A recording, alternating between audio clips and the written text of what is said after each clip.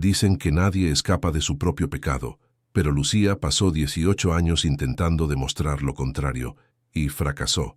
En una casita encalada de Sevilla, donde la luz de la tarde entra espesa como oro antiguo, una mujer de 65 años sostiene la aguja con manos que tiemblan, no por la edad, sino por lo que está a punto de confesar. Afuera, el aroma del azahar se mezcla con el murmullo distante de una España al borde del abismo. Adentro, el silencio es tan denso como los recuerdos que despiertan. 3 jóvenes se sientan a sus pies, sobre cojines bordados, mirándola como si aguardaran un juicio ancestral.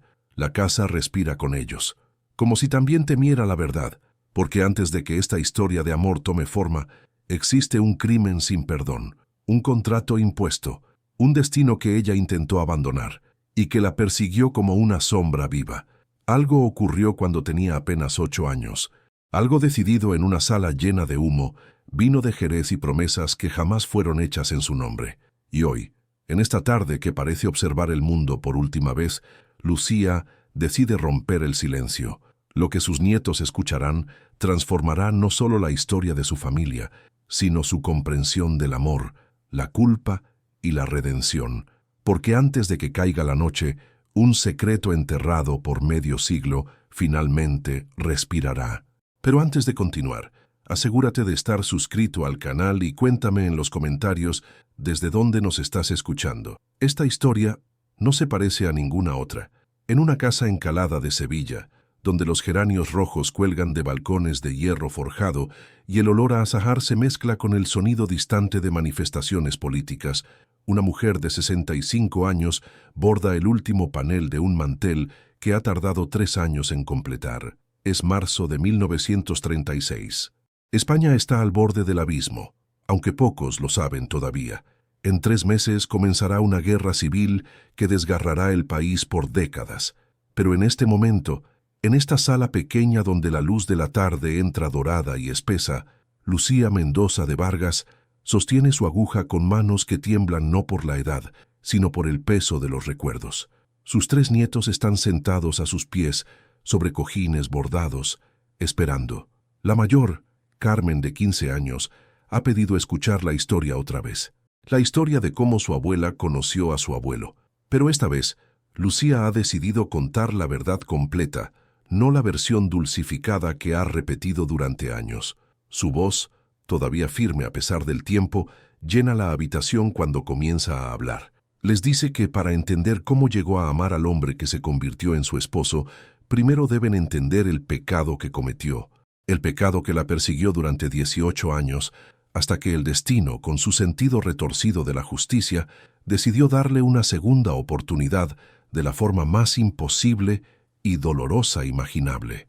Esta es una historia sobre secretos que pesan más que piedras, sobre culpas que no desaparecen con el tiempo, sobre una mujer que huyó de su destino solo para descubrir que algunos destinos te encuentran sin importar cuán lejos corras, y sobre cómo a veces el amor verdadero no llega como pasión arrebatadora, sino como perdón susurrado en la oscuridad. Pero antes de continuar, asegúrate de estar suscrito al canal y escribe en los comentarios desde dónde nos estás escuchando. La historia comienza mucho antes, en 1885, cuando Lucía Mendoza tenía apenas 8 años y su futuro fue decidido por 2 hombres en una sala llena de humo de tabaco y vino de Jerez. Su padre, don Ernesto Mendoza, era un bordador maestro en Sevilla. No pertenecía a la aristocracia, pero su talento con la aguja y el hilo le había ganado el respeto de las familias más ricas de Andalucía. Las señoras de alta sociedad peleaban por sus manteles bordados, sus vestidos decorados con patrones moriscos tan intrincados que parecían encajes de sueños materializados. Aquel día de octubre, don Vicente Vargas había llegado desde Jerez de la Frontera con un propósito específico. Era dueño de 3 bodegas de vino y tenía ambiciones que iban más allá del comercio del Jerez. Quería refinar su apellido, darle cultura, arte, y don Ernesto quería estabilidad económica para su hija única, una niña de ojos enormes color avellana y cabello negro como ala de cuervo. Los 2 hombres firmaron un contrato de esponsales ese día. Lucía Mendoza, de 8 años, quedaría prometida a Mateo Vargas, de 15 años, hijo único de don Vicente. Se casarían cuando ella cumpliera 16. La dote estaba especificada, las propiedades listadas, el futuro sellado con lacre rojo y firmas elegantes. Lucía espiaba desde detrás de una cortina de terciopelo verde, sin entender completamente lo que estaba sucediendo, pero sintiendo instintivamente que algo importante en su vida acababa de ser decidido sin preguntarle. Vio al muchacho que sería su esposo, un joven alto de expresión seria y ojos oscuros que nunca sonrieron durante toda la visita. Mateo Vargas parecía tan entusiasmado con el arreglo como lo estaría con una reunión de negocios aburrida. En ese momento, con la certeza absoluta que solo tienen los niños, Lucía decidió que nunca se casaría con ese muchacho de cara amargada. No le importaba lo que decían los papeles firmados, no le importaban las tradiciones ni las expectativas. Algo feroz y salvaje dentro de ella rechazaba la idea de ser entregada como una mercancía valiosa, pero muda. Los años pasaron. Lucía creció y se convirtió en una joven de belleza singular, no la belleza suave y complaciente que los hombres de su época preferían, sino algo más afilado, más peligroso. Era alta para su época, de movimientos gráciles heredados de años, ayudando a su padre con bordados delicados. Pero lo que realmente incomodaba a quienes la conocían eran sus ojos, esos ojos color avellana que miraban demasiado directamente, que cuestionaban demasiado abiertamente. Aprendió el oficio de su padre no por obligación, sino por amor genuino al arte. A los 14 años ya bordaba mejor que él. A los 15 creaba diseños propios que las señoras de Sevilla compraban sin saber que habían sido hechos por manos tan jóvenes. Vendía sus creaciones en secreto a través de intermediarios, guardando cada moneda en una caja de madera escondida bajo las tablas sueltas de su habitación. Mateo Vargas la visitó 3 veces durante esos años. Visitas formales, supervisadas, tortuosas. En cada una, Lucía confirmaba su decisión original. Él era educado pero distante. Hablaba de ella en tercera persona incluso cuando estaba presente. Discutía sus planes para su vida futura como si ella fuera un proyecto arquitectónico y no una persona con voluntad propia. En la última visita, 2 meses antes de la fecha programada para la boda, Mateo había llegado con regalos, telas caras de León, un rosario de perlas, un broche de plata con el escudo de la familia Vargas.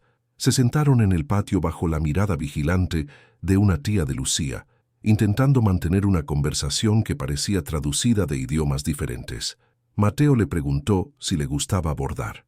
Ella respondió que sí. Él comentó que eso era conveniente, porque necesitaría ocupar su tiempo mientras él atendía los negocios. Lucía preguntó si podría seguir vendiendo su trabajo. La expresión de Mateo se endureció como cera enfriándose. Le explicó con paciencia forzada que las esposas de la familia Vargas no trabajaban como comerciantes. Administraban casas, recibían visitas, criaban hijos. Su arte sería un pasatiempo privado, no una ocupación pública.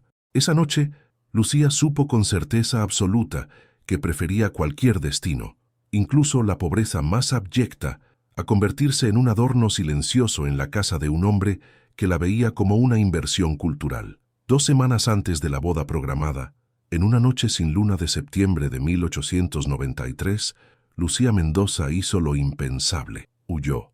Esperó hasta que su padre roncaba en su habitación, el sonido amplificado por el vino que había bebido para celebrar la próxima boda. Tomó su bolsa preparada cuidadosamente durante semanas, ropa práctica, agujas de coser, carretes de hilo de todos los colores y la caja de madera con sus ahorros, 230 pesetas, ganadas gota a gota con su bordado secreto. Dejó una carta breve sobre su almohada.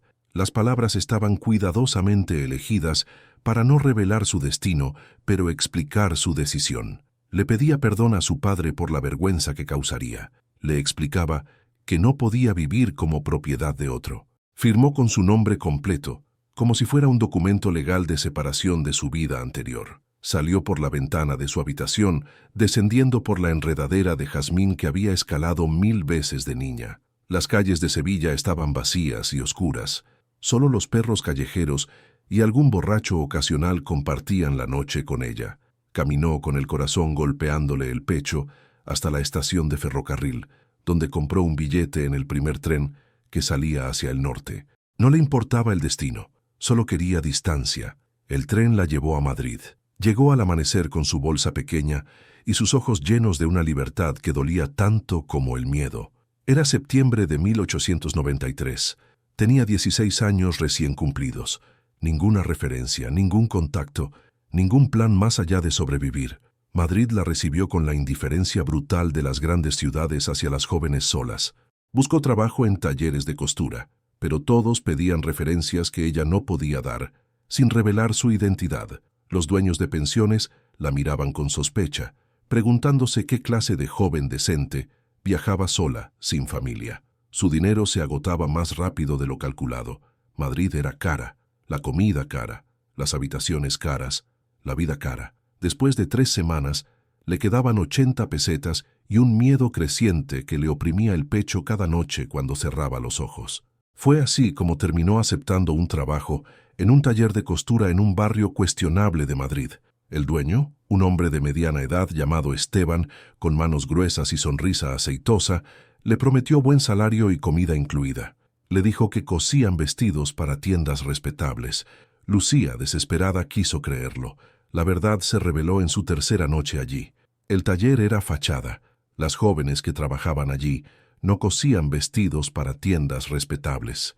Cosían para sobrevivir, sí, pero su verdadero trabajo ocurría en las habitaciones del piso superior, cuando hombres llegaban por las noches con dinero y expectativas que no incluían conversación. Cuando Lucía entendió, intentó irse. Esteban la detuvo en la puerta.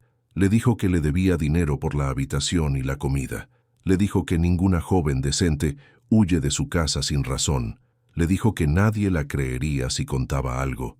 Le dijo muchas cosas mientras la arrastraba escaleras arriba. Lo que sucedió esa noche en una habitación pequeña que olía a sudor y a perfume barato es algo que Lucía nunca pudo contar completamente, ni siquiera décadas después. Hay violencias que las palabras no pueden capturar. Horrores que quedan grabados no en la memoria, sino en el cuerpo mismo, en los músculos que se tensan sin razón, en los sobresaltos nocturnos, en la forma en que ciertas voces masculinas pueden hacer que el pánico suba por la garganta como bilis. Esteban la mantuvo encerrada 3 días. Al 4.º día, cuando él salió borracho y olvidó cerrar con llave, Lucía escapó por una ventana del 2.º piso, cayendo en un callejón lleno de basura que amortiguó su caída. Corrió con ropa rasgada y pies descalzos hasta que sus pulmones ardieron y sus piernas no pudieron sostenerla más. Una mujer mayor, una vendedora de flores en el mercado, la encontró temblando detrás de unos cajones de madera. Le dio un chal para cubrirse. No hizo preguntas. Solo le señaló una dirección, un convento de carmelitas en las afueras de Madrid que ayudaba a jóvenes en problemas. Las monjas la recibieron sin juicio. Le dieron ropa limpia, comida caliente, una cama con sábanas que olían a lavanda. La Madre Superior, una mujer de 60 años con ojos que habían visto demasiado sufrimiento para sorprenderse por nada, le hizo solo una pregunta. ¿Quieres quedarte? Lucía asintió. Se quedó 1 mes, luego 2. Ayudaba en la cocina, limpiaba los pisos de piedra, aprendía a rezar aunque las palabras se sintieran vacías en su boca. Fue en su 3.er mes allí cuando empezó a notar los cambios, las náuseas matutinas, la sensibilidad en los pechos, la ausencia de su menstruación. Las monjas lo notaron también. La Madre Superior la sentó en su oficina austera y le preguntó directamente, ¿estás embarazada? Lucía no pudo responder, solo lloró, y llorar fue su respuesta. El embarazo transcurrió en el convento. Las monjas la cuidaron con una eficiencia práctica que no incluía sentimentalismo, pero tampoco crueldad. Le dijeron que muchas jóvenes llegaban en su condición, que no era la primera ni sería la última, que Dios perdona a las víctimas de violencia, que su bebé no tendría la culpa de las circunstancias de su concepción. Lucía trabajó hasta el último momento, bordando manteles de altar para el convento, tratando de no pensar en el futuro, tratando de no sentir los movimientos de la criatura dentro de ella, porque sentir significaba conectar, y conectar significaba dolor inevitable. Dio a luz en marzo de 1894, en una habitación del convento, mientras una tormenta de primavera golpeaba las ventanas. Fue un parto difícil que duró 14 horas. Una monja joven sostenía su mano. La Madre Superior dirigía con voz firme, Y cuando finalmente el bebé emergió con un grito que sonó como acusación y alivio mezclados, Lucía supo que su vida acababa de partirse en dos, antes de ese momento y después de ese momento. Era una niña, pequeña pero perfecta, cabello negro mojado, ojos que todavía no habían decidido qué color serían, manos diminutas que se aferraban a su dedo con fuerza sorprendente, y en su hombro derecho una marca de nacimiento distintiva, 3 lunares pequeños formando un triángulo perfecto. La Madre Superior le dio 2 días con la bebé, 2 días para amamantarla, para memorizar cada detalle de su rostro, para susurrarle todo el amor que nunca podría darle después. 2 días que fueron simultáneamente eternos e instantáneos. Al tercer día, le explicaron las opciones. Podía quedarse, trabajar en el convento, criar a su hija en pobreza, o podía dejar que una familia buena, una familia cristiana que había estado esperando años por un bebé, la adoptara. Le darían educación, hogar, oportunidades que Lucía, una fugitiva sin nombre ni futuro, nunca podría proporcionar. Lucía sostuvo a su hija durante horas, meciéndola, cantándole canciones que su propia madre le había cantado cuando era niña. La bebé la miraba con esos ojos inmensos que aún no habían aprendido a enfocar completamente. Parecía saberlo, parecía entender que esta era la despedida. Cuando finalmente la entregó a la Madre Superior, Lucía sintió como si le arrancaran algo vital, un órgano necesario para seguir viviendo. Le pidió solo una cosa, que le dijeran a su hija, cuando creciera, que su madre la amó, que no la abandonó por crueldad sino por amor, que cada día de su vida pensaría en ella. La Madre Superior lo prometió. Tomó a la bebé, que había comenzado a llorar como si sintiera la separación, y se la llevó. Lucía se quedó en esa habitación vacía durante 3 días, sin comer, sin hablar, existiendo en un estado entre la vida y algo que no era exactamente muerte, pero se parecía bastante. Las monjas la dejaron en paz, entendiendo que algunos dolores necesitan ser atravesados en soledad. Al 4.º día se levantó, se lavó, se vistió con ropa que las monjas le habían dado y decidió que si iba a seguir viviendo, no sería como Lucía Mendoza. Esa joven había muerto en un callejón de Madrid. La mujer que salió del convento ese día de abril de 1894 se llamaría Lucía Romero, apellido de soltera de su madre. Sería una viuda joven cuyo esposo murió de tuberculosis. Sería una bordadora buscando empezar de nuevo. Las monjas le dieron dinero suficiente para el viaje y una carta de recomendación bajo su nuevo nombre. La Madre Superior la bendijo en la puerta del convento. Le dijo que Dios tiene planes misteriosos, que tal vez algún día entendería por qué tuvo que pasar por todo esto. Lucía no respondió. No creía en planes divinos. Solo creía en sobrevivir un día más y luego otro y luego otro. Regresó a Sevilla 2 años después de haber huido. Casi nadie la reconoció. Había cambiado demasiado. Era más delgada, más dura, con ojos que habían visto cosas que las jóvenes de buena familia sevillana nunca verían. Su cabello, que una vez llevaba largo hasta la cintura, ahora lo cortaba corto como un muchacho. Vestía de forma práctica, sin adornos. Se enteró por vecinos chismosos que su padre había muerto 6 meses después de su huida. Algunos decían que de tristeza, otros, más pragmáticos, decían que de cirrosis hepática acelerada por el alcohol con el que intentó ahogar la vergüenza. La casa familiar había sido vendida para pagar deudas.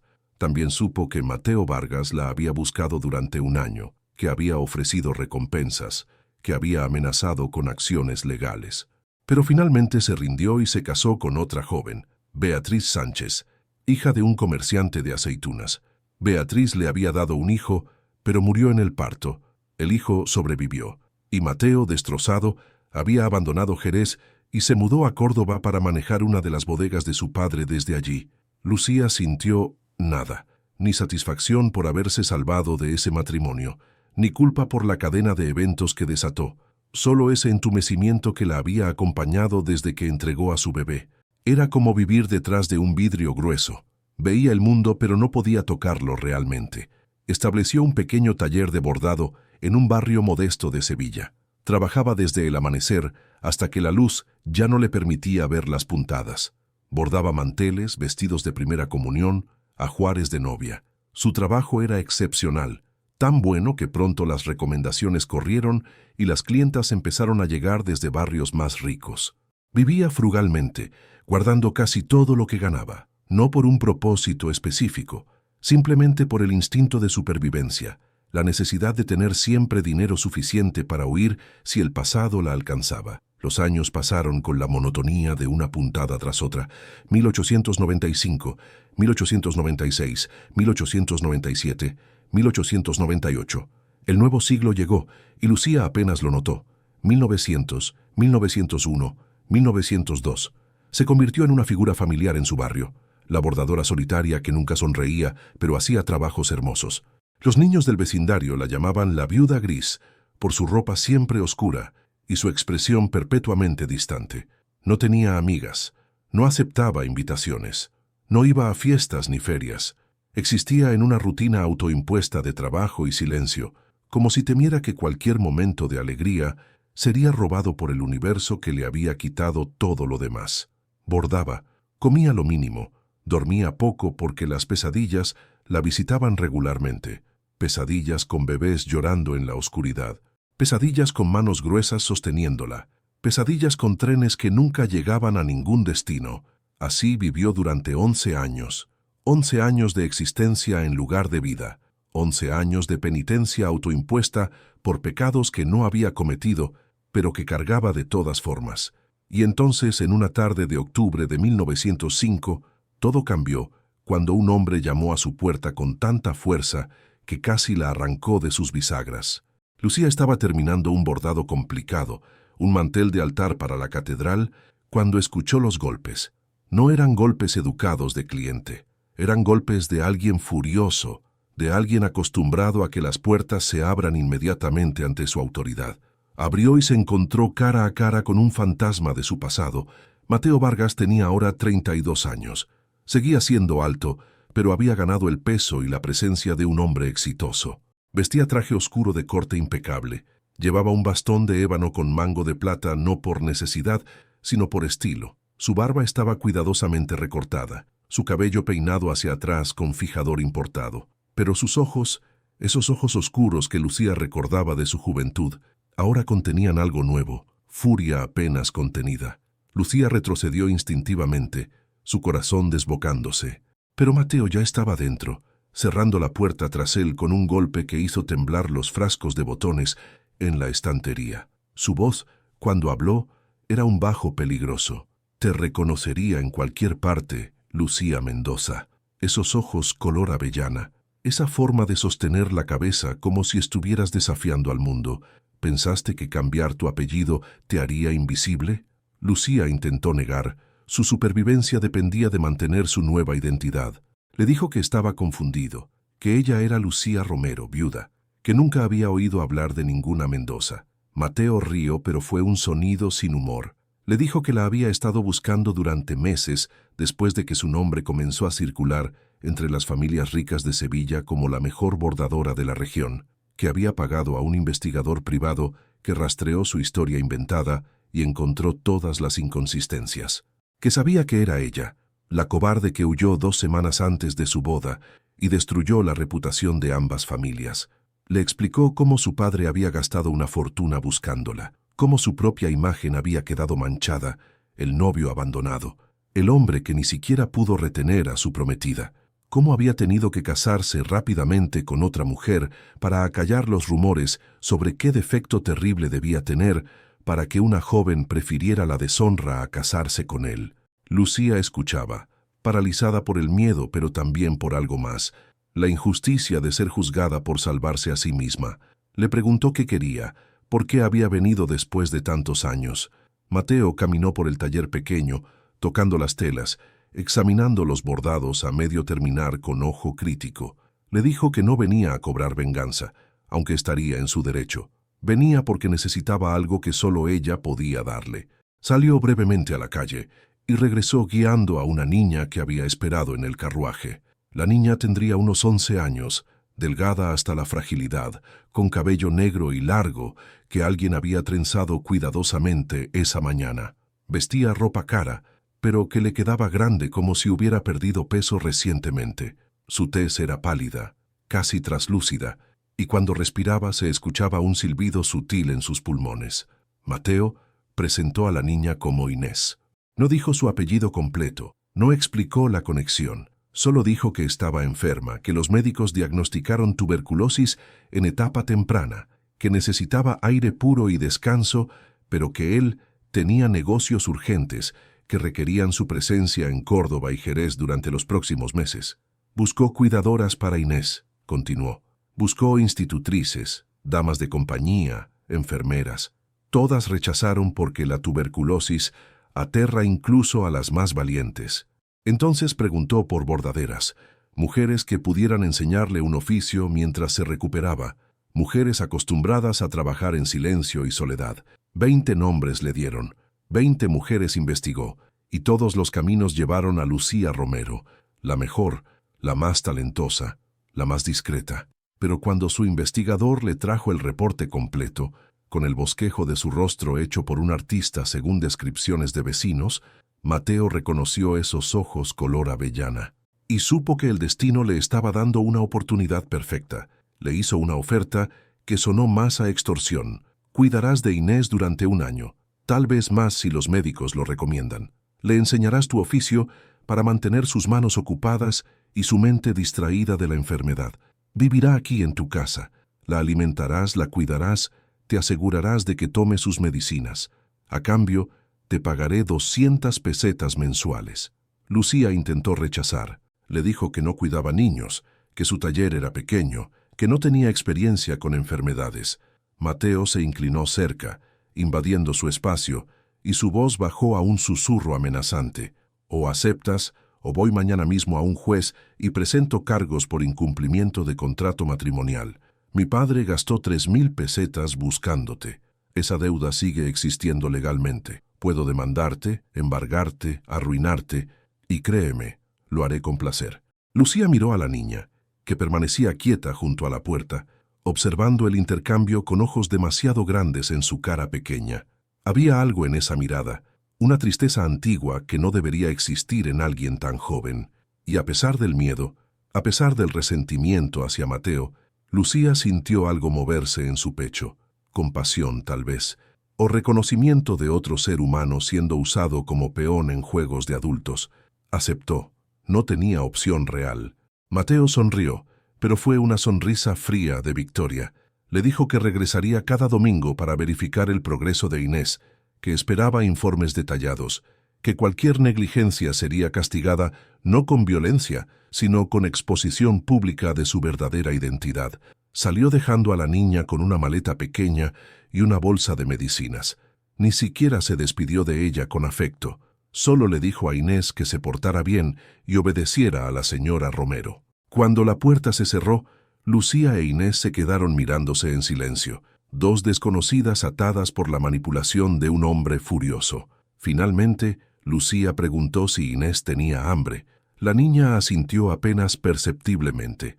Lucía preparó sopa de garbanzos, cortó pan, sirvió en su mejor plato de cerámica, como si recibir a esta niña no invitada fuera una ocasión especial y no una imposición forzada. Comieron en silencio. Inés masticaba despacio, como si cada bocado requiriera esfuerzo considerable. Tosía ocasionalmente, una tos seca que hacía que todo su cuerpo temblara. Esa noche, Lucía preparó su propia cama para Inés, y ella durmió en un catre improvisado en el taller. No por generosidad, sino porque mantener distancia parecía más seguro. No quería encariñarse. No podía permitirse sentir algo por esta niña que era herramienta de venganza de Mateo. Pero Inés hizo difícil mantenerse distante. A pesar de su enfermedad, o tal vez por ella, tenía una gravedad que la hacía parecer mayor. Ayudaba sin que se lo pidieran, doblando telas, organizando hilos por color, barriendo el taller cada tarde. No hablaba mucho, pero cuando lo hacía, sus palabras eran consideradas inteligentes. Tenía un talento natural para el bordado. Lucía comenzó a enseñarle lo básico: cómo enhebrar la aguja, cómo hacer puntadas rectas, cómo no tensionar demasiado el hilo. Inés aprendía con una concentración feroz, su lengua asomando ligeramente entre los labios cuando se enfocaba en un patrón particularmente complicado. Las semanas se convirtieron en meses. El otoño de 1905 dio paso al invierno. Inés tosía menos a medida que el aire seco del sur de España y la comida regular y el descanso hacían su trabajo. Sus mejillas recuperaron algo de color. Sus ojos perdieron esa calidad vidriosa de la enfermedad activa. Y a pesar de todas sus defensas, a pesar de sus muros cuidadosamente construidos, Lucía comenzó a sentir algo peligroso. Afecto. Lo odiaba. Odiaba cómo su corazón se aceleraba cuando Inés lograba terminar un bordado particularmente difícil. Odiaba cómo se preocupaba si la niña tosía más de lo normal. Odiaba cómo empezó a cocinar platos más elaborados, no por obligación, sino porque quería ver a Inés sonreír cuando probaba algo especialmente delicioso. Una noche, mientras Inés dormía, Lucía se sorprendió acariciando el cabello negro de la niña, apartándolo de su frente con una ternura que no había sentido en años. Se alejó bruscamente, aterrorizada por su propia emoción. Esto no podía pasar. No podía amar a otra niña. Ya había perdido una hija. No sobreviviría a perder otra. Los domingos, Mateo llegaba puntualmente a las 4 de la tarde. Inspeccionaba a Inés. Hacía preguntas sobre su salud. Revisaba su progreso en bordado. Nunca la abrazaba. Nunca le hablaba con el afecto que debería existir entre padre e hija. Trataba su visita como un empresario revisando una inversión. Con Lucía era aún más frío. Le dirigía la palabra solo para dar instrucciones o hacer exigencias. La llamaba señora Romero con énfasis sardónico, recordándole constantemente que sabía su verdadera identidad. Pero Lucía notaba algo más en sus visitas. Notaba cómo sus ojos se demoraban en Inés cuando la niña no estaba mirando. Notaba el alivio apenas perceptible en su postura cuando veía que había ganado peso. Notaba cómo sus manos se cerraban en puños cuando Inés tosía, como si quisiera estrangular la enfermedad con pura fuerza de voluntad. Mateo Vargas amaba a esa niña, solo que no sabía cómo demostrarlo, o se negaba a hacerlo, o algo en su historia le impedía expresar afecto abiertamente. Un domingo de primavera de 1906, después de inspeccionar a Inés y enviarla afuera al pequeño patio para que disfrutara el sol, Mateo se quedó en el taller. Observó un mantel que Lucía estaba terminando, un encargo para una familia noble. El diseño era extraordinariamente complejo, pájaros moriscos entrelazados con vides y flores geométricas. Le dijo que su trabajo era excepcional, mejor de lo que recordaba de su juventud. Luego añadió algo que sonó casi como disculpa. Inés está mejor. Los médicos dicen que si continúa así, la tuberculosis podría entrar en remisión completa. Lucía no respondió, manteniendo los ojos en su bordado. Mateo continuó, su voz perdiendo algo de su dureza habitual. No era mi intención abandonar a Inés contigo por crueldad. Es que, cuando miro sus ojos veo a su madre, y cuando veo a su madre, recuerdo el día que la perdí, y ese recuerdo me paraliza. Lucía alzó la vista, sorprendida por la vulnerabilidad en su voz. Mateo le explicó que Beatriz, la madre de Inés, había muerto de hemorragia posparto cuando la niña tenía apenas horas de vida, que él la sostuvo mientras se desangraba, mientras los médicos corrían inútilmente, mientras ella le pedía que cuidara de su hija, que desde entonces, cada vez que miraba a Inés sentía simultáneamente amor abrumador y culpa devastadora por haber sobrevivido cuando Beatriz no. Por eso la mandó con institutrices, con niñeras, con cualquiera que pudiera crear distancia. No porque no la amara, sino porque la amaba demasiado y ese amor era insoportable cuando venía envuelto en recuerdos de muerte. Lucía escuchó sin comentar. Entendía esa dinámica retorcida de amor y pérdida mejor de lo que Mateo podría imaginar. Él se fue ese día sin más palabras.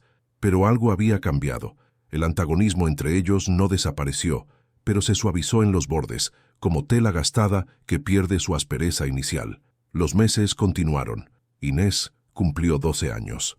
Lucía preparó una pequeña celebración, torta de almendras, flores del mercado, un pañuelo que había bordado secretamente con las iniciales de la niña. Inés lloró cuando lo recibió. Le dijo que nadie había hecho algo así por ella desde que su madre murió. Le preguntó a Lucía si podía llamarla tía, si no era mucha atrevida. Lucía sintió algo partirse en su pecho. Dijo que sí, que podía llamarla como quisiera. Esa noche, después de que Inés se durmió, Lucía lloró por primera vez en años. Lloró por la hija que abandonó. Lloró por la niña que estaba aprendiendo a amar. Lloró por todos los años vividos en entumecimiento emocional. Lloró hasta quedarse vacía. Y entonces, en ese vacío, tomó una decisión. Dejaría de resistirse. Dejaría de protegerse. Permitiría que Inés entrara en su corazón completamente, sin importar el dolor que vendría inevitablemente cuando Mateo decidiera llevársela. Porque el amor, incluso el amor temporal, incluso el amor condenado, era mejor que la existencia gris que había llevado durante 11 años. El verano de 1906 fue el periodo más feliz de la vida adulta de Lucía. Ella e Inés caían en una rutina cómoda.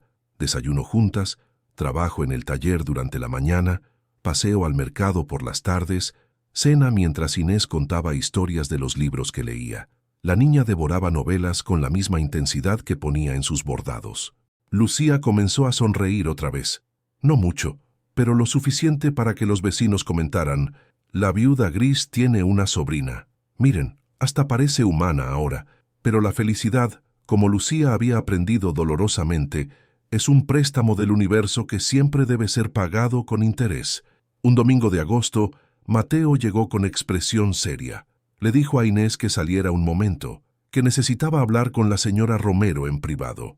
Cuando estuvieron solos, le informó que los médicos habían dado alta definitiva a Inés. La tuberculosis estaba en remisión, su salud era excelente, ya no había razón médica para que permaneciera allí. Lucía sintió el mundo tambalearse. Preguntó cuándo se la llevaría. Mateo dijo que en 2 semanas. Había hecho arreglos para que Inés asistiera a un colegio de señoritas en Granada. Tendría educación apropiada, haría conexiones sociales útiles, se prepararía para un matrimonio ventajoso en unos años. Lucía escuchó sus planes con creciente desesperación. Todo lo que describía era la vida de un ornamento, exactamente lo que ella había rechazado. Preguntó si Inés quería eso. Mateo respondió que no importaba lo que Inés quisiera, importaba lo que era mejor para ella según los estándares sociales. Y esos estándares dictaban educación formal, no aprendizaje de oficios con bordadoras en barrios modestos. Lucía hizo algo que no había hecho en 11 años. Suplicó, le pidió que reconsiderara. Le explicó que Inés era feliz allí, que estaba floreciendo, que tenía talento real que se desperdiciaría en un colegio enfocado en etiqueta y francés. Mateo la miró con algo parecido a lástima. Le recordó que Inés no era su hija, que su tiempo juntas siempre fue temporal, que él había cumplido su parte del trato pagándole generosamente. Ahora ella debía cumplir la suya y dejarla ir sin escándalo. Cuando Inés regresó y Mateo le informó de los planes, la niña palideció. Miró a Lucía con ojos llenos de súplica silenciosa. Pero Lucía bajó la mirada, incapaz de sostener esa mirada porque sabía que no tenía poder para cambiar nada. Esa noche, Inés no habló durante la cena. Después, en lugar de ir a dormir, se sentó junto a Lucía en el taller y preguntó con voz pequeña por qué tenía que irse si no quería. Lucía intentó explicar sobre obligaciones sociales, sobre lo que era apropiado para señoritas de buena familia, pero las palabras sonaban huecas incluso a sus propios oídos. Inés preguntó si Lucía quería que se fuera, si se había cansado de cuidarla. Lucía la tomó de las manos, esas manos jóvenes que habían aprendido a bordar tan hábilmente en el último año. Le dijo que no, que nunca se cansaría de ella, que estos meses habían sido los más felices que recordaba, pero que a veces los adultos tienen que hacer cosas que rompen corazones porque las alternativas romperían más cosas. Inés lloró esa noche. Lucía la sostuvo acariciando su cabello, murmurando consuelos inútiles. Y en ese momento de contacto íntimo, mientras su mano descansaba en el hombro de Inés para calmarla, sintió algo bajo la tela delgada del camisón, algo familiar. Sin pensar, bajó la tela del hombro unos centímetros, y allí, en la piel blanca de Inés, vio 3 lunares pequeños formando un triángulo perfecto. El mundo se detuvo. Lucía se quedó paralizada, su mano todavía en el hombro de Inés, su mente incapaz de procesar lo que estaba viendo, porque esa marca de nacimiento era única, era la misma marca que su bebé había tenido, la marca que había besado cientos de veces durante esos 2 días en el convento, la marca que había memorizado como si fuera un mapa hacia algo precioso. No podía ser coincidencia, las marcas de nacimiento variaban infinitamente. La probabilidad de que dos personas tuvieran exactamente 3 lunares, en exactamente el mismo patrón triangular, en exactamente el mismo lugar era astronómica. Su voz salió como susurro quebrado cuando preguntó a Inés sobre esa marca, si la había tenido siempre. Inés, confundida por el cambio súbito de tema, dijo que sí, que su madre adoptiva le contó que la tenía desde bebé, que su madre adoptiva, la señora Gutiérrez, solía decir que era señal de buena suerte. Lucía preguntó sobre su familia adoptiva, tratando de mantener la voz calmada aunque su corazón galopaba. Inés explicó que los señores Gutiérrez la adoptaron cuando era bebé de un convento en las afueras de Madrid, que fueron maravillosos con ella durante 5 años, que luego murieron en un accidente de carruaje, que Mateo, que era amigo cercano de don Gutiérrez, la adoptó legalmente después de su muerte, aunque nunca logró amarla como un padre debería. Lucía escuchaba, pero apenas procesaba las palabras. Su mente gritaba una verdad imposible.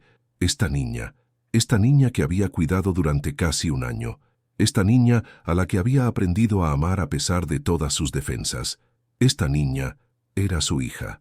La bebé que había entregado en el convento de Madrid había sido adoptada por los Gutiérrez. Cuando murieron, Mateo la adoptó, y ahora, por un giro cruel del destino, había terminado exactamente donde comenzó, en los brazos de su madre biológica. Inés preguntó si estaba bien, si había dicho algo malo. Lucía negó con voz temblorosa, le dijo que solo estaba cansada. Mandó a Inés a dormir, aunque ella no quería dejarla. Necesitaba estar sola para procesar esto. Cuando finalmente estuvo sola en el taller, Lucía se dejó caer en su silla de trabajo. Sus manos temblaban tanto que no podía sostener la aguja. Su respiración venía en jadeos cortos. El cuarto giraba. Su hija, Inés, era su hija, y en 2 semanas Mateo se la llevaría otra vez. Los siguientes días fueron un tormento. Lucía intentaba actuar normal, pero cada vez que miraba a Inés, veía a la bebé que había entregado, superpuesta con la niña de 12 años que se había convertido. Veía sus propios ojos color avellana reflejados, veía gestos que reconocía de su propia forma de moverse, veía todo lo que había perdido y todo lo que estaba a punto de perder otra vez. No podía decirle la verdad. ¿Cómo explicas a una niña que la madre que conoció no fue su verdadera madre? ¿Que la mujer a la que llamaba tía era en realidad quien la trajo al mundo? ¿Que fue abandonada por su madre biológica, no por falta de amor, sino por exceso de desesperación? No podía. Sería egoísta. Sería cruel. Sería destruir la poca estabilidad que Inés había encontrado en su corta vida, pero tampoco podía dejarla ir sin pelear. El siguiente domingo, cuando Mateo llegó para su inspección habitual, Lucía esperó hasta que Inés estuviera fuera de rango de audición. Entonces hizo algo que no había hecho desde que él apareció en su puerta. Lo confrontó. Le dijo que Inés no quería ir a Granada, que la estaba forzando a una vida que no deseaba, que estaba repitiendo exactamente los mismos errores que se habían cometido con ella. Mateo respondió con frialdad que Inés era una niña y no sabía lo que era mejor para ella, que él, como su tutor legal, tomaría las decisiones. Lucía preguntó si alguna vez le había preguntado a Inés qué quería, si sabía siquiera qué soñaba, qué la hacía feliz, qué la asustaba. Mateo guardó silencio, lo que fue respuesta suficiente. Lucía continuó, su voz ganando fuerza. Le dijo que ser padre no era solo proveer educación y matrimonio ventajoso, era conocer a tu hija, era amarla no solo como concepto abstracto, sino como la persona específica que es. Era permitirle crecer en la dirección que su alma naturalmente quería ir, no moldearla en la forma que la sociedad esperaba. Mateo la miró con expresión indescifrable. Luego preguntó por qué le importaba tanto. ¿Por qué Lucía, quien nunca había querido familia ni compromisos, de repente peleaba tan ferozmente por una niña que ni siquiera era su sangre? Lucía casi rió ante la ironía. Si tan solo supiera, si supiera que estaba peleando por su propia hija, que llevaba 11 años buscando una forma de pagar su pecado, que el universo le había dado una segunda oportunidad de la manera más retorcida posible. Pero no podía decirlo. No todavía. Tal vez nunca. Entonces hizo algo que no planeó. Algo que surgió de la desesperación pura. Le ofreció un trato. Permítele a Inés quedarse aquí un año más. Déjala continuar su aprendizaje. Si después de ese año todavía quiere ir a ese colegio, no me opondré. Pero dale la oportunidad de elegir. Mateo preguntó qué ganaría él con ese arreglo. Lucía respondió sin pensar: «Perdón, nunca te pediré perdón por huir del matrimonio, pero si haces esto por Inés, te perdonaré por usarla como herramienta de venganza contra mí». Fue un momento de honestidad brutal, ambos reconociendo finalmente las dinámicas tóxicas que habían estado jugando. Mateo se fue ese día sin responder. Dejó a Lucía en agonía de incertidumbre durante 3 días. Luego envió una carta breve: «Un año más». Después ella decide. Lucía lloró de alivio. Un año más con su hija. Un año más para memorizar cada expresión, cada risa, cada momento. Un año más antes de que la verdad tuviera que ser revelada o enterrada para siempre. Pero ese año que Mateo le dio no fue simple extensión del arreglo previo. Fue el comienzo de una transformación que ninguno de los tres podría haber predicho. El año extra que Mateo concedió trajo cambios sutiles pero profundos en la dinámica entre los tres. Inés, sabiendo que se le había dado más tiempo, se aferró a cada día con renovada gratitud. Se levantaba antes del amanecer para bordar junto a Lucía. Absorbía cada lección, cada técnica, cada secreto del oficio, como si fueran tesoros que debía memorizar antes de que el tiempo se agotara. Lucía enseñaba con una intensidad que rozaba la desesperación. No solo bordado, sino todo lo que pudiera pasarle a su hija en el tiempo que tenían. Le enseñó a negociar precios en el mercado, a reconocer telas de calidad, a hacer presupuestos para encargos. Le enseñó a defenderse con palabras cuando los hombres intentaban pasarse de listos. Le enseñó que su valor no dependía de aprobación masculina. Y Mateo comenzó a cambiar de maneras que eran difíciles de identificar al principio. Empezó a llegar más temprano los domingos.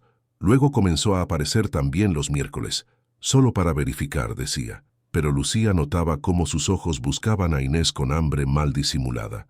Cómo escuchaba cuando Inés contaba sobre su semana. Cómo algo en su postura se suavizaba cuando la niña reía. Un domingo, Mateo preguntó si podía ver el trabajo de Inés. Inés le mostró un pañuelo que había bordado, diseño propio de pájaros estilizados. Era trabajo impresionante para alguien tan joven.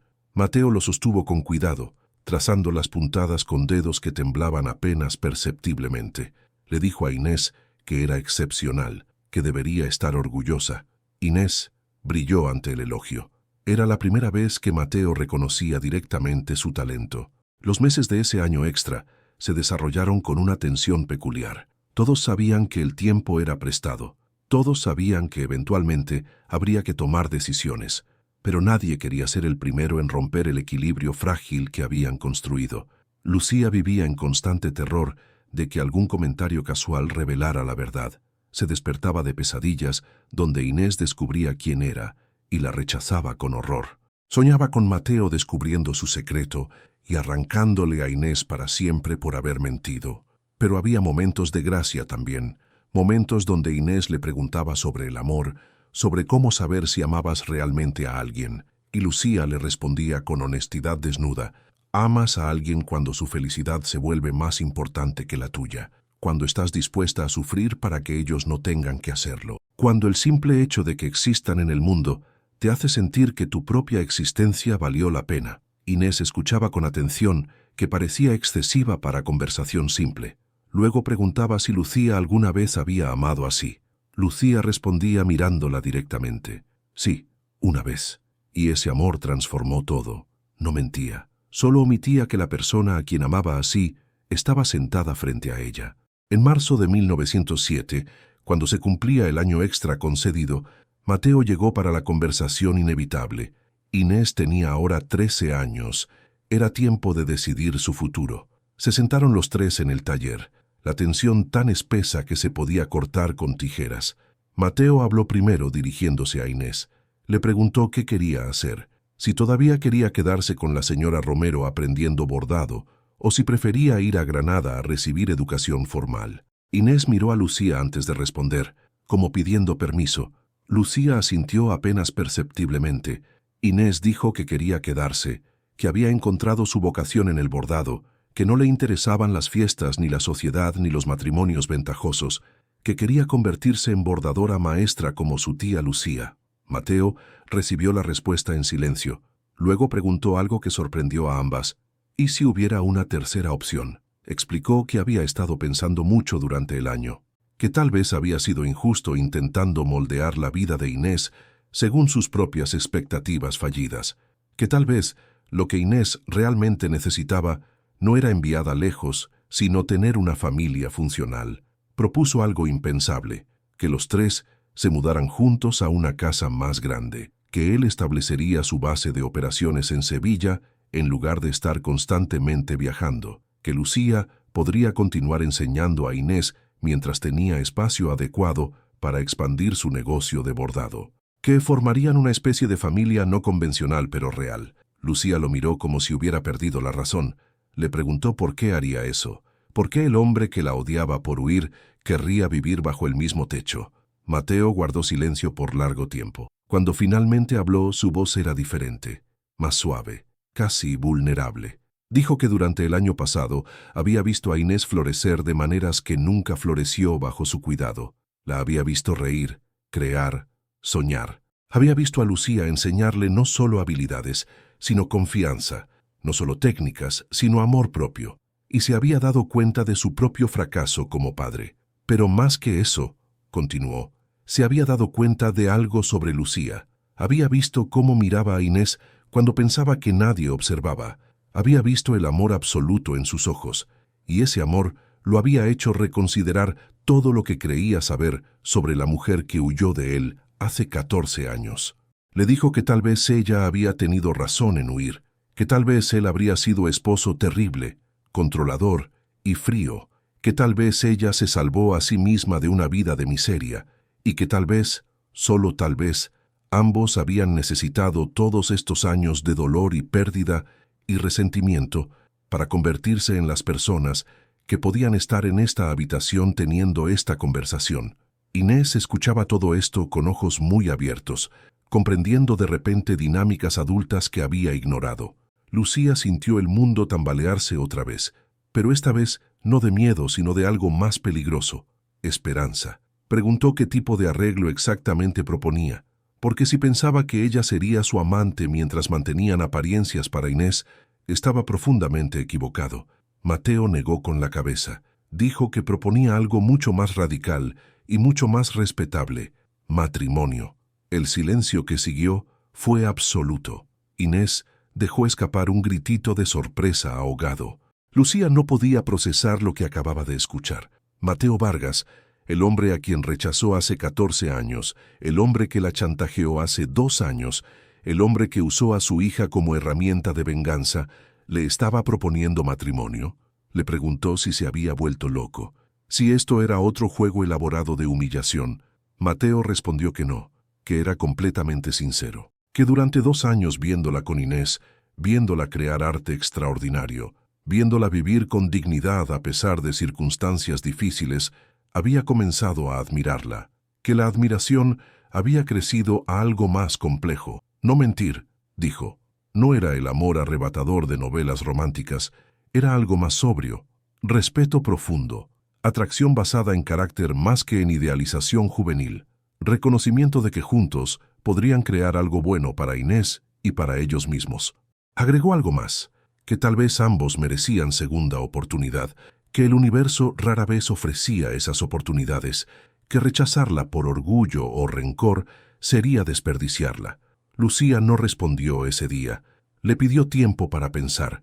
Durante las siguientes 2 semanas no durmió bien. Mateo la visitó diariamente ahora, no como inspector ni antagonista, sino como pretendiente torpe intentando cortejar. Traía flores del mercado, traía libros que pensaba le gustarían. Se quedaba a cenar y conversaba sobre temas neutrales. El clima, las noticias de Madrid, el precio del vino. Era extrañamente doméstico y aterradoramente tentador. Inés, por su parte, estaba encantada con la idea. Hacía comentarios no sutiles sobre cómo sería maravilloso ser una familia real, cómo Lucía sería oficialmente su tía entonces, o tal vez su madrastra si pensaban así.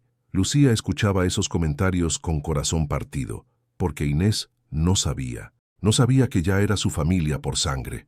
No sabía que casarse con Mateo haría a Lucía su madrastra legal cuando ya era su madre biológica. No sabía nada de la verdad retorcida que existía bajo la superficie, y esa ignorancia era el obstáculo real. Lucía no podía casarse con Mateo sin revelar la verdad primero. Sería construir su nueva vida sobre la misma mentira que había envenenado tanto ya. Pero revelar la verdad significaba arriesgarlo todo, arriesgar perder a Inés si no podía perdonarla, arriesgar perder el respeto de Mateo si descubría que había estado mintiendo por complicidad durante 2 años, arriesgar el frágil equilibrio que habían construido. Una noche, después de que Inés se durmió, Lucía tomó una decisión. Si Mateo quería casarse con ella, tenía derecho a saber toda la verdad, y luego él decidiría si todavía la quería, conociendo el peso completo de su pasado y su engaño presente. Al día siguiente, cuando Mateo llegó para su visita ahora habitual, Lucía le dijo que necesitaba hablar con él en privado. Salieron al pequeño patio donde enredaderas de jazmín trepaban por muros encalados y el olor a azahar flotaba espeso en el aire primaveral. Lucía comenzó desde el principio. Le contó sobre su huida a Madrid, sobre el trabajo que resultó ser burdel, sobre Esteban. No dio detalles gráficos, pero tampoco endulzó la realidad. Fue violada, fue traumatizada, quedó embarazada. Le contó sobre el convento, sobre las monjas amables, sobre dar a luz, sobre los 2 días con su bebé, sobre la marca de nacimiento de 3 lunares en forma de triángulo, sobre la familia Gutiérrez que adoptó a su hija. Mateo escuchaba inmóvil, su rostro cuidadosamente neutral. Entonces Lucía llegó a la parte más difícil. Le contó que cuando vio la marca de nacimiento de Inés, reconoció algo imposible, que había investigado discretamente y confirmado que Inés fue adoptada del mismo convento en la misma época, que las piezas encajaban de manera demasiado perfecta para ser coincidencia. Le miró directamente a los ojos y dijo las palabras que podían destruir todo. Inés es mi hija.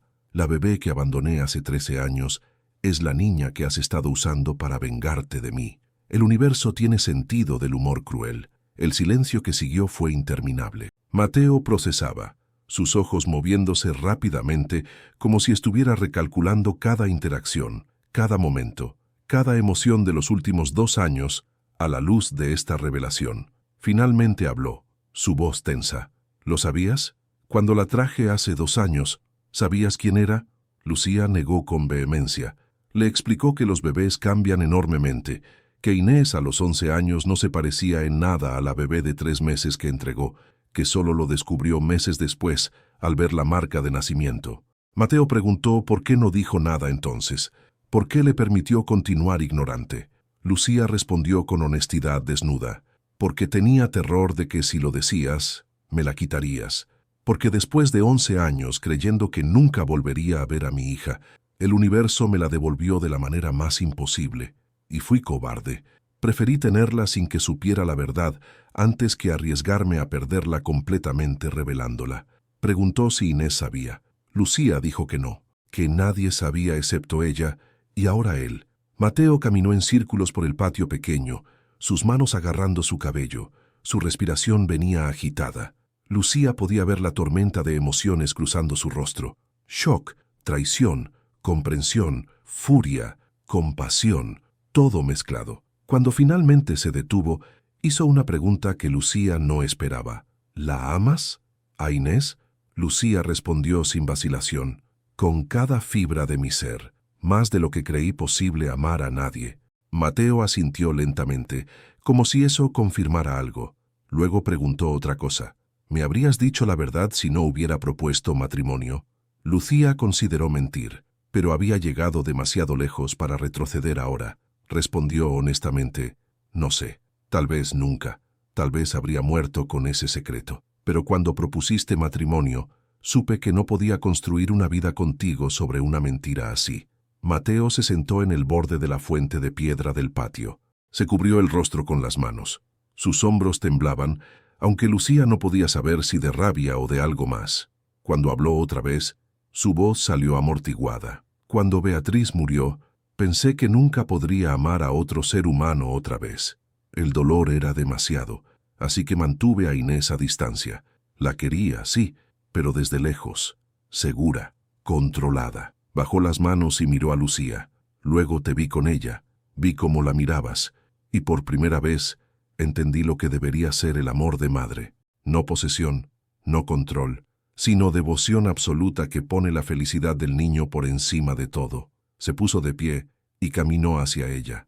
Estaba celoso, furioso, porque una extraña podía amar a mi hija mejor que yo.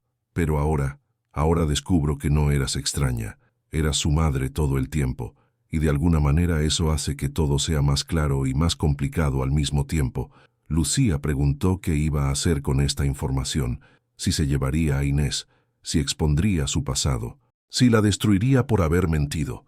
Mateo negó con la cabeza. Dijo que no haría nada de eso, pero que había una condición para su silencio. Inés tenía que saber la verdad. Lucía sintió pánico subir por su garganta.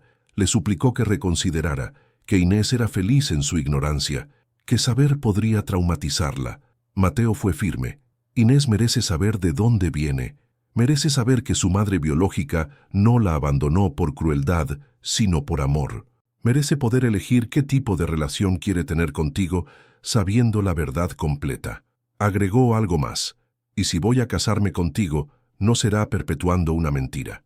Será con honestidad absoluta o no será en absoluto. Lucía supo que había llegado el momento. No había más escapatoria. El secreto que había cargado durante 13 años estaba a punto de salir a la luz, y solo podía rezar para que no destruyera todo. Esa noche, después de la cena, los tres se sentaron en el taller. Inés notó inmediatamente la tensión. Preguntó si algo estaba mal. Lucía tomó las manos de la niña entre las suyas. Con voz temblorosa, comenzó a contar la historia completa. Le habló sobre su huida de Sevilla, sobre lo que le pasó en Madrid, sobre el embarazo, sobre dar a luz en el convento, sobre la bebé con la marca de nacimiento distintiva. Inés escuchaba con ojos cada vez más grandes, comenzando a entender hacia dónde se dirigía la historia, pero sin atreverse a creerlo todavía. Lucía llegó a la parte crucial. Esa bebé fuiste tú, Inés. Tú eres la hija que di en adopción. La familia Gutiérrez te adoptó del convento. Y cuando Mateo te trajo aquí hace 2 años, no te reconocí inmediatamente porque los bebés cambian tanto. Pero meses después, cuando vi tu marca de nacimiento, lo supe con certeza. Le rogó perdón. Le explicó que no dijo nada por miedo a perderla otra vez. Que cada día durante 2 años había sido agonía y bendición simultánea, teniendo a su hija sin que ella supiera la verdad. Las lágrimas rodaban libremente por el rostro de Lucía ahora. Nunca quise abandonarte. Fui violada y quedé embarazada, y tenía 16 años y ningún futuro, y pensé que darte a una familia buena sería amarte mejor de lo que podía amarte, quedándonos juntas en miseria. Pero cada día desde entonces he pensado en ti. Cada día me he preguntado cómo serías. Y cuando el universo te puso en mi camino de nuevo, aunque de la forma más retorcida posible, fue como si me dieran segunda oportunidad de ser tu madre. Inés no habló por largo tiempo. Sus manos se soltaron de las de Lucía. Su rostro pasó por serie de expresiones: shock, traición, comprensión, dolor. Finalmente preguntó con voz pequeña si todo había sido mentira, si el afecto de Lucía hacia ella era solo culpa hablando. Lucía negó enfáticamente. Le dijo que la amaba no solo porque era su hija biológica, sino porque era Inés. Inteligente, talentosa, amable Inés, que habría amado pasar tiempo con ella incluso si no hubiera sabido la verdad biológica.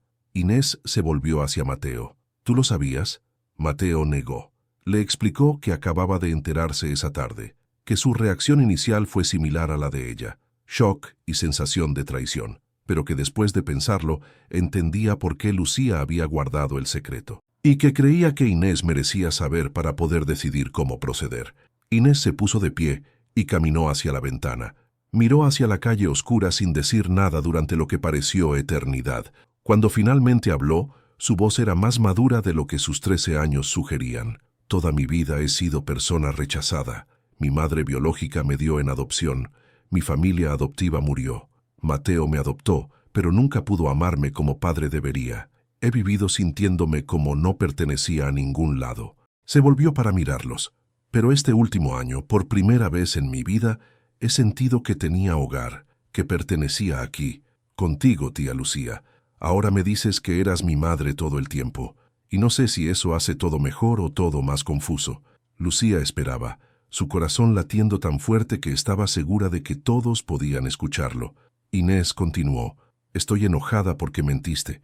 Estoy herida porque tuve derecho a saber, pero también entiendo por qué lo hiciste. Yo habría hecho lo mismo en tu lugar, creo. Habría preferido tenerte sin que supieras antes que arriesgarme a perderte completamente. Se acercó a Lucía. ¿Puedo hacer una pregunta? Lucía asintió, preparándose para cualquier cosa. Inés preguntó, ¿todavía puedo llamarte tía? Porque madre es palabra muy grande. Y la señora Gutiérrez fue mi madre por 5 años. No quiero reemplazarla, pero tampoco quiero perderte a ti. Lucía sollozó de alivio. Le dijo que podía llamarla como quisiera, que ningún título importaba tanto como el amor que sentían la una por la otra. Inés se acercó más y abrazó a Lucía. Fue abrazo largo, apretado, sanador. Cuando se separaron, ambas estaban llorando, pero también sonriendo. Mateo observaba desde su silla y por primera vez desde que Lucía lo conocía, vio lágrimas en sus ojos. La verdad estaba revelada, la herida estaba abierta, pero también estaba comenzando a sanar. Los siguientes meses fueron de ajuste. Inés necesitó tiempo para procesar la revelación. Había días en que la llamaba mamá por accidente y luego se corregía a tía. Había días en que parecía observar a Lucía buscando similitudes físicas, intentando ver la conexión biológica que siempre había estado allí. Mateo visitaba ahora casi diariamente, pero el cortejo torpe se había vuelto más profundo. Conversaban durante horas después de que Inés se dormía. Lucía le contó más sobre su tiempo en Madrid, sobre el trauma que aún llevaba, sobre sus miedos y esperanzas. Mateo compartió también. Le habló sobre su matrimonio con Beatriz, cómo había sido arreglado igual que su compromiso con Lucía habría sido, cómo llegó a respetarla y apreciarla, aunque nunca experimentaron pasión ardiente, cómo su muerte lo quebró porque se sintió culpable de no haberla amado lo suficiente mientras vivía. Le habló sobre adoptar a Inés después de la muerte de los Gutiérrez, cómo la quería pero no sabía cómo ser padre, cómo cada vez que la miraba veía su propio fracaso reflejado. Fueron conversaciones difíciles, dolorosas, pero necesarias. Lentamente, algo cambió entre ellos. No era el amor idealizado de cuentos de hadas, era algo más sólido, respeto mutuo, construido sobre vulnerabilidad compartida, admiración basada en haber visto al otro en sus peores momentos y elegir quedarse de todas formas. Un año después de la revelación, en primavera de 1908, Mateo preguntó otra vez, ¿te casarás conmigo? Esta vez, Lucía dijo que sí. Se casaron en ceremonia pequeña, solo ellos tres, un sacerdote y 2 testigos del vecindario. Inés fue dama de honor, radiante en vestido blanco que ella misma había bordado bajo guía de Lucía. No fue boda grandiosa que Lucía habría tenido si se hubiera casado a los 16, pero fue infinitamente más real. Fue elección, no obligación. Fue amor ganado a través de dolor, no amor presumido por sus familias. Cuando Mateo besó a Lucía después de que el sacerdote los declaró marido y mujer, fue beso suave, respetuoso, lleno de promesa de trabajar juntos hacia algo mejor. Inés aplaudió y lloró, y los abrazó a ambos al mismo tiempo. Y en ese momento, los tres entendieron que habían logrado algo imposible. Habían tomado heridas y secretos y dolor, y los habían transformado en familia verdadera. Los primeros años de su matrimonio fueron de ajuste constante. Mateo cumplió su promesa y trasladó su base de operaciones principal a Sevilla. Compró casa grande en barrio respetable, con taller espacioso para Lucía en la planta baja y habitaciones cómodas arriba. El taller se volvió no solo lugar de trabajo, sino de enseñanza. Lucía comenzó a aceptar aprendices, jóvenes mujeres del barrio que querían aprender el oficio. Les pagaba salario justo, algo inusual en la época. Les enseñaba no solo técnicas, sino negociación, manejo de clientes, cómo valorar su trabajo. Inés continuó su aprendizaje. A los 15 años era tan talentosa que sus bordados se vendían por precios similares a los de Lucía. Juntas crearon línea de manteles que se hicieron famosos en toda Andalucía. La relación entre Inés y Lucía evolucionó en algo único. Públicamente, Lucía era su madrastra.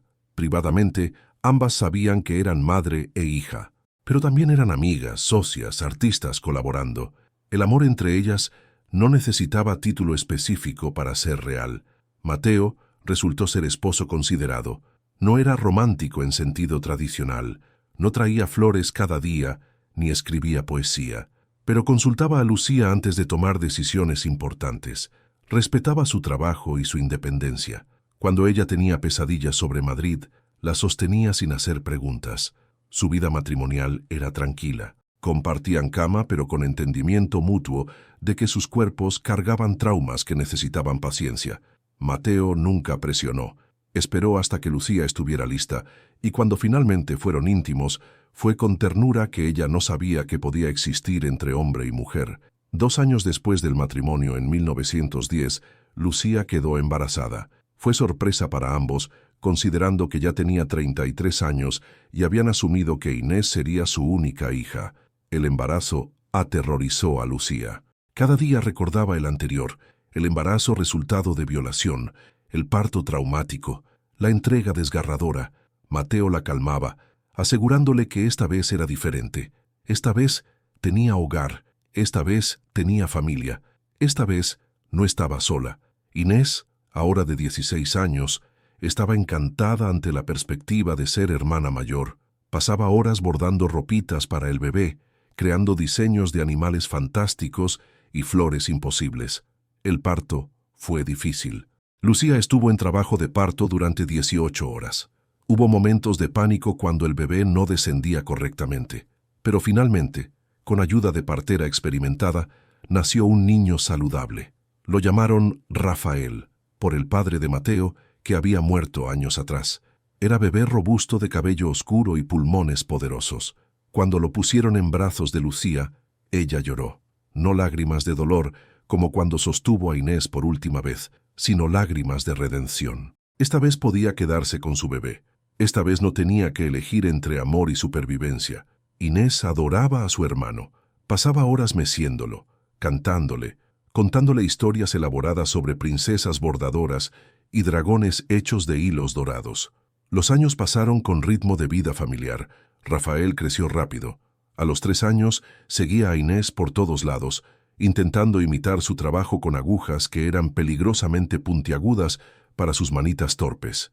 A los 5 años ya podía hacer puntadas básicas. En 1915, cuando Inés cumplió 21 años, conoció a un maestro de escuela llamado Alberto Ruiz. Era hombre gentil que valoraba la inteligencia de Inés tanto como su belleza. Cuando pidió su mano, lo hizo no solo a Mateo, sino también a Lucía, reconociendo que ambas figuras maternas importaban. La boda de Inés fue celebración alegre. Lucía había bordado su vestido durante 6 meses, poniendo cada puntada con amor maternal. Era obra maestra de encaje y seda, tan hermosa que hizo llorar incluso a Mateo. Durante la ceremonia, mientras Inés caminaba hacia el altar del brazo de Mateo, ella buscó a Lucía con la mirada, y en ese intercambio silencioso, ambas reconocieron el viaje imposible que habían hecho juntas, de madre que abandona a hija encontrada, de extrañas a familia, de dolor a redención. Inés y Alberto se mudaron a casa a 3 calles de distancia. Comenzaron su propia escuela, combinando educación formal con enseñanza de oficios prácticos. Inés enseñaba bordado a las niñas, Alberto enseñaba matemáticas y lectura. En 1917, Inés dio a luz a su primer hijo, una niña que nombró Elena Lucía, honrando tanto a la madre que la crió 5 años como a la madre que la crió después. Lucía, ahora abuela oficialmente, sostuvo a su nieta con corazón tan lleno que pensó que explotaría. La vida era buena, no perfecta, porque nada lo es. Había días difíciles, había momentos cuando los fantasmas del pasado visitaban, había noches cuando Lucía despertaba gritando y Mateo tenía que recordarle dónde estaba, que estaba segura, que Esteban estaba muerto y no podía hacerle daño nunca más. Pero también había alegría, risas de Rafael jugando en el patio, conversaciones con Inés sobre diseños complicados, cenas familiares donde 3 generaciones compartían mesa, pequeños momentos de paz que se acumulaban en vida bien vivida. En 1920, cuando Rafael tenía 10 años, Mateo enfermó. Comenzó con tos que pensaron era simple resfriado, pero empeoró. Los médicos diagnosticaron tuberculosis, irónico considerando que Inés había sobrevivido la misma enfermedad años atrás. El tratamiento no funcionó. Mateo declinó rápidamente. En cuestión de meses, el hombre robusto que Lucía conocía se había consumido a sombra frágil. Pasó sus últimas semanas en cama, con Lucía a su lado. Le hizo promesas, que cuidaría de Rafael, que mantendría los negocios funcionando, que viviría plenamente en lugar de simplemente sobrevivir. Mateo le agradeció por haberle dado vida real. Le dijo que cuando la vio por primera vez hace 15 años, vio solo fantasma de la muchacha que lo había rechazado. Pero ahora, viéndola a los 43 años con todo lo que había sobrevivido y logrado, veía mujer extraordinaria que lamentaba no haber conocido realmente cuando tenía 22. Le pidió perdón por haber sido tan duro con ella al principio, por usar a Inés como arma de venganza, por tardar tanto en ver su valor. Lucía le perdonó todo. Le dijo que esos años difíciles habían sido necesarios, que ambos necesitaban ser quebrados antes de poder reconstruirse en formas que pudieran encajar juntos. Murió tranquilamente una mañana de octubre, sosteniendo la mano de Lucía. Sus últimas palabras fueron: «Gracias por darme familia verdadera». El funeral fue bien atendido. Mateo había sido figura respetada en comunidad de negocios, pero para Lucía, Inés y Rafael era simplemente la pérdida de esposo y padre que había aprendido a amar imperfectamente, pero genuinamente. Los años posteriores a la muerte de Mateo fueron de ajuste otra vez. Lucía tomó control de los negocios de vino con ayuda de administradores competentes que Mateo había contratado. Rafael creció sin su padre, pero rodeado de mujeres fuertes que se aseguraron de que nunca faltara amor o guía. Inés tuvo 2 hijos más, un niño y otra niña. Su casa se llenó de risas infantiles y proyectos de bordado. Continuó la escuela con Alberto, expandiéndola hasta que educaban casi 100 niños del barrio. Lucía continuó bordando, aunque sus dedos comenzaron a doler con artritis. Continuó enseñando, aunque su vista ya no era tan aguda. Continuó viviendo con propósito. En 1925, Rafael tenía 15 años. Era joven inteligente con talento para números y negocios. Lucía comenzó a enseñarle todo sobre las bodegas, preparándolo para eventualmente tomar control. España estaba cambiando rápidamente. Había tensiones políticas, divisiones sociales crecientes. Se hablaba de revolución, de república, de cambio radical. Lucía, que había vivido tanto, podía sentir que algo grande se acercaba. Pero en su casa, en su taller, todavía había paz, todavía había propósito, todavía había amor. De vuelta en 1936, en la sala donde comenzó esta historia, Lucía termina su relato. Sus 3 nietos la han escuchado en silencio absoluto durante horas. El sol que entraba dorado cuando comenzó ahora es luz rojiza de atardecer. Carmen, la mayor, tiene lágrimas rodando por sus mejillas. Los gemelos Manuel y Sofía, de 11 años, parecen haber envejecido durante el relato, sus rostros mostrando comprensión de que la vida es más compleja de lo que habían imaginado. Carmen pregunta con voz temblorosa si su madre Inés conoció toda esta historia. Lucía asiente. Le dice que Inés lo supo desde los 13 años, que al principio fue doloroso, pero eventualmente sanador, que Inés decidió llamarla tía públicamente, pero mamá en privado cuando estaban solas, que su relación fue más profunda precisamente porque tuvieron que elegirla conscientemente en lugar de asumir que el amor era automático. Manuel pregunta si está arrepentida de algo, de haber huido, de haber abandonado a Inés, de las decisiones que tomó. Lucía considera la pregunta cuidadosamente. Responde que arrepentirse implica que habría cambiado sus decisiones sabiendo lo que sabe ahora, pero que cada decisión, incluso las dolorosas, la llevaron al momento donde encontró a su hija otra vez, donde construyó familia real, donde aprendió que el perdón es más poderoso que la culpa. Dice que si pudiera cambiar algo, sería prevenir la violación, pero que todo lo demás, incluso el dolor, incluso los años de soledad, fueron necesarios para convertirse en la persona que podía ser buena madre, buena esposa, buena abuela. Sofía pregunta qué pasará ahora. Hay miedo en su voz porque incluso a sus 11 años puede sentir la tensión política en las calles. Lucía no miente. Les dice que tiempos difíciles vienen, que España está al borde de algo terrible, que necesitarán ser fuertes, cuidarse mutuamente, recordar que la familia se mantiene unida incluso cuando el mundo se derrumba. Les muestra el mantel que ha estado bordando durante 3 años. Es su obra maestra final. Muestra la historia completa en imágenes. Una joven huyendo, un bebé siendo entregado, manos trabajando en telar, 3 figuras formando círculo de familia, hilos dorados conectando generaciones. Les dice que es para ellos, para que recuerden, para que cuando sean viejos y sus propios nietos pregunten sobre sus ancestros, puedan señalar este mantel y contar la historia. Les dice que las familias no son perfectas, están construidas sobre errores y redención, sobre secretos revelados, sobre perdón difícil, pero que el amor real que elige quedarse, es más fuerte que la sangre, más fuerte que el tiempo, más fuerte que el dolor. 3 meses después de esa conversación, en julio de 1936, la Guerra Civil Española estalla. Sevilla cae rápidamente bajo control nacionalista. Las calles se llenan de soldados. El toque de queda se impone. El miedo se vuelve compañero constante. Lucía, ahora de 65 años, hace lo que siempre ha hecho en tiempos difíciles. Trabaja, borda banderas blancas para hospitales improvisados, borda parches de identificación para soldados, mantiene su taller abierto como refugio para mujeres del barrio que necesitan distracción del horror afuera. Inés, con su esposo Alberto, mantiene la escuela abierta el mayor tiempo posible.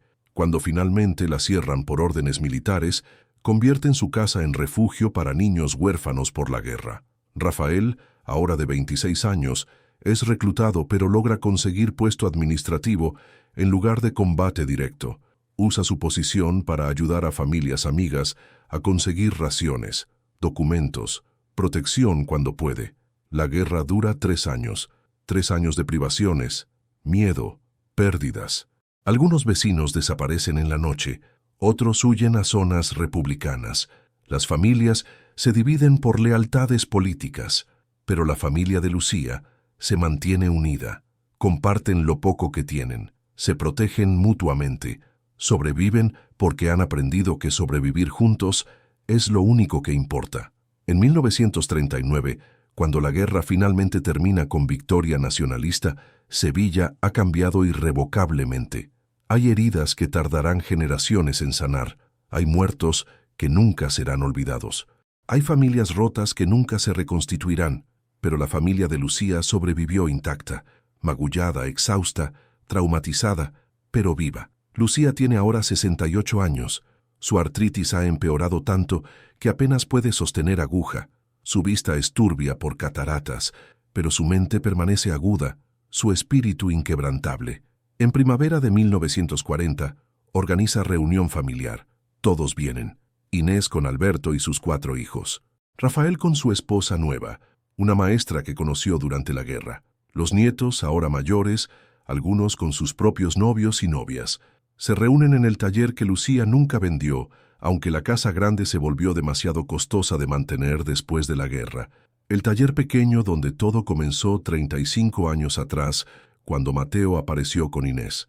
Lucía les muestra el mantel terminado. Es más hermoso de lo que ninguno imaginó. Cada escena bordada con detalle exquisito, cada figura reconocible, cada momento de su historia capturado en hilo y tela. Les dice que este mantel es su testamento. Su legado no es dinero, que nunca tuvieron mucho, ni propiedades, que la guerra y los impuestos consumieron. Su legado es esta historia, esta verdad de que el amor verdadero requiere coraje, perdón, elección diaria de quedarse incluso cuando es difícil. Les dice que guarden el mantel, que lo pasen a sus hijos, que nunca olviden que son producto de decisiones imposibles tomadas por amor, no por conveniencia. Inés llora abiertamente. Rafael sostiene la mano de su madre. Los nietos tocan el bordado reverentemente, trazando los hilos que conectan su historia. Esa noche, después de que todos se van, Lucía se sienta sola en su taller, mira a su alrededor, a las paredes donde tantas obras de arte nacieron, donde tantas lágrimas cayeron, donde tanto amor fue bordado puntada por puntada, se siente en paz. Completa. 2 semanas después, Lucía sufre derrame cerebral mientras borda. Rafael la encuentra cuando viene a su visita diaria. Está inconsciente pero todavía respirando. La llevan al hospital. Los médicos dicen que es severo, que probablemente no despertará. Inés se muda a una silla junto a la cama de su madre. Se niega a irse. Sostiene esa mano manchada de arcilla, arrugada por edad, temblorosa por artritis. Le habla durante horas. recordando momentos compartidos, agradeciendo por cada sacrificio, cada lección, cada momento de amor. Le dice, fuiste la mejor madre que pude haber tenido, no solo porque me diste vida, sino porque me enseñaste que la vida vale la pena vivirla con dignidad. Me enseñaste que las mujeres podemos ser artistas, comerciantes, fuertes. Me enseñaste que el perdón es posible. Me enseñaste que la familia se elige tanto como se nace en ella. 3 días después, en una mañana suave de mayo de 1940, Lucía muere. Está rodeada de Inés, Rafael y algunos de sus nietos. Sus últimas palabras son apenas audibles. Encontré mi redención. El funeral es modesto debido a restricciones de posguerra, pero la iglesia está llena. Mujeres que aprendieron a bordar con ella, vecinos que ella ayudó durante la guerra, clientes que se convirtieron en amigas a lo largo de décadas, niños que educó tanto como a sus propios hijos. Inés da el elogio. Con voz temblorosa pero clara, cuenta la historia completa. No es condenada. Habla sobre el abandono, sobre el reencuentro, sobre el perdón. Habla sobre cómo su madre le enseñó que la maternidad no es solo biología, sino elección diaria de amar. Hay lágrimas en todos los ojos cuando termina. Entierran a Lucía junto a Mateo en cementerio de Sevilla. La lápida es simple. Lucía Mendoza de Vargas, 1871-1940. Bordadora, madre, maestra. Ella tejió amor donde otros vieron solo hilos y debajo, añadido por Inés. Algunas almas encuentran su camino no a pesar del dolor, sino a través de él. Los años pasan. Inés vive hasta 1975, muriendo el mismo año que Franco. Ve a España transformarse otra vez. Ve a sus nietos crecer. Ve el mantel de su madre exhibido en Museo de Artes Textiles de Sevilla, reconocido como obra maestra. Rafael se convierte en comerciante exitoso. Usa su fortuna para establecer becas para mujeres artistas. Se casa, tiene 3 hijos, vive hasta 1982. Los nietos de Lucía tienen sus propios hijos. La historia se pasa de generación en generación. Algunos detalles se suavizan, otros se magnifican, pero el núcleo permanece. Una mujer que huyó de su destino solo para que su destino la encontrara de la forma más imposible, más dolorosa, más redentora. El taller donde todo comenzó es preservado por la ciudad como sitio histórico en 1995. Las nuevas generaciones visitan, tocan las paredes, imaginan las manos trabajando allí.